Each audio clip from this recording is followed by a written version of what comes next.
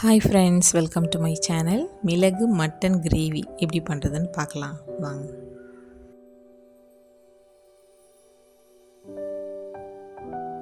First மட்டனை வேக வச்சுக்கலாம். அதுக்கு மட்டன் 1/2 கிலோ எடுத்துருக்கிறேன்.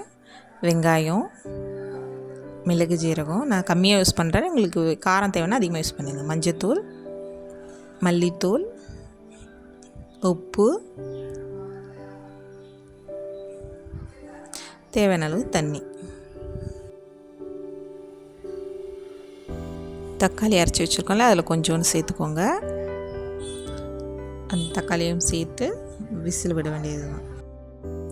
நான் 8 விசில் கிட்ட வைப்பேன் மட்டனுக்கு. உங்களுக்கு எந்த அளவுக்கு நீங்கள் வைப்பீங்களோ அந்த அளவுக்கு வைங்க. சரி, குழந்தைங்க சாப்பிட்றதெல்லாம் பஞ்சு மாதிரி வேகணும்.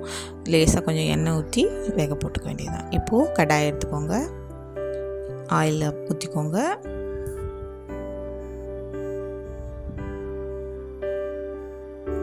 பட்டை, கிராம்பு, ஏலக்காய், அது சூடு வந்ததும் வெங்காயம், புதினா, மல்லி, கருவேப்பிலை இருந்தாலும் சேர்த்துக்கலாம். சேர்த்ததுக்கப்புறம் உப்பு போட்டு வெங்காயத்தை நல்லா வதக்கிக்கோங்க. நல்லா வதங்கணும் வெங்காயம். பொன்னிறமாக நல்லா வதக்கிட்டு இஞ்சி பூண்டு பேஸ்ட் ஆட் பண்ணிக்கலாம். பச்சை வாசனை போகிற அளவுக்கு நல்லா அதையும் வதக்கிக்கணும். வதக்கிட்டு உருளைக்கிழங்கு நம்ம வெட்டி வச்சுருந்த உருளைக்கிழங்கு சேர்த்துக்கலாம்.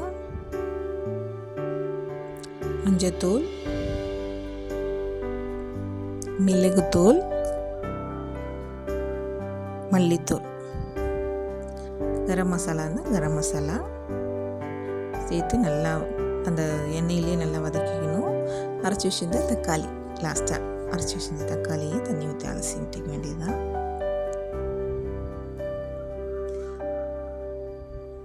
கூடவே வேக வச்ச மட்டன், வேக வச்ச இந்த மட்டன் எடுத்து அதில் ஆட் பண்ணிக்க வேண்டியதுதான். மட்டன் வேக வச்ச தண்ணியை அதில் ஊற்றிக்கோங்க. தேவையான அளவு தண்ணியை அதில் வடிகட்டி ஊற்றிக்கோங்க. தேவையான அளவு உப்பு பார்த்துட்டு க்ளோஸ் பண்ணி உருளைக்கிழங்கு வேகிற வரைக்கும் வேக விடுங்க. இப்போ ஓப்பன் பண்ணி பார்க்கலாம்.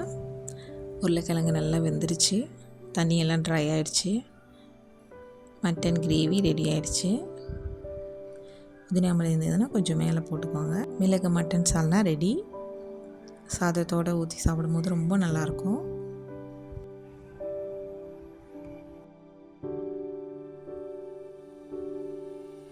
கூடவே ஆட்டு தொப்பசா பொரியல்,